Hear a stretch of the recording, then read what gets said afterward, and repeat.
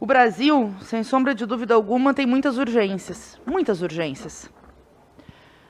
O voto impresso nas urnas, em 100% das urnas, voltando sim à contagem manual, porque o relatório permite e coloca na prática a obrigatoriedade de cada um das milhares de locais de votação país afora, imprimam os votos e possam ser auditados em cada local de votação.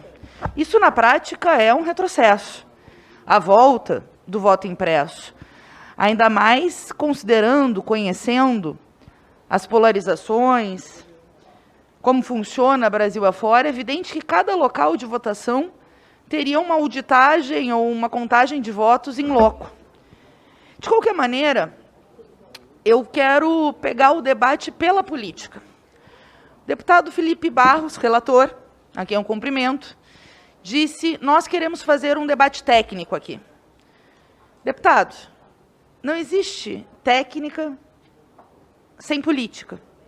A sua narrativa na comissão é uma, a narrativa da extrema-direita, da qual o senhor faz parte, nas redes é outra. E, propriamente, o Jair Messias Bolsonaro.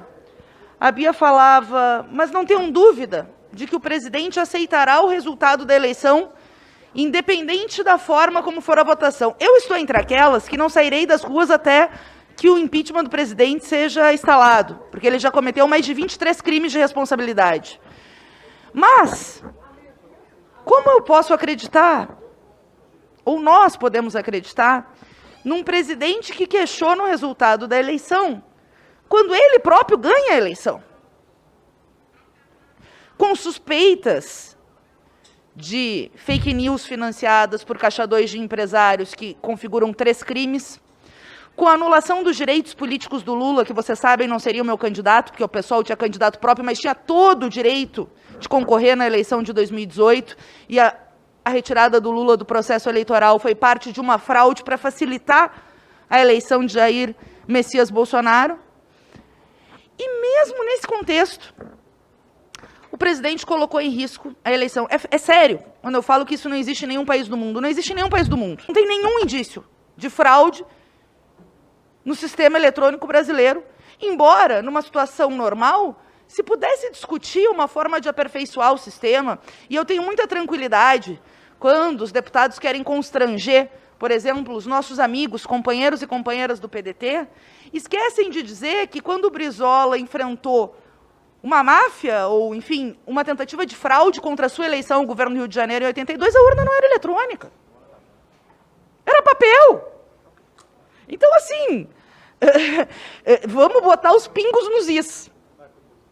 E à medida que se coloca esse modelo, é óbvio que se tira o sigilo, que se coloca a possibilidade de violabilidade dos votos, que se aumenta a pressão também do voto a cabresto. O país nunca enfrentou de forma rápida, de forma efetiva a compra de votos.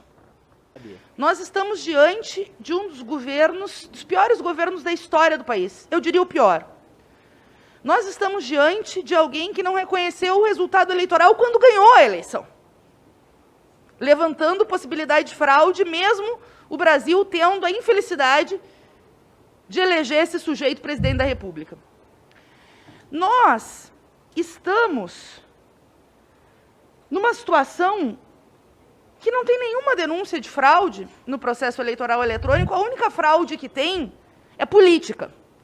Um presidente que se elegeu dizendo que ia combater a corrupção.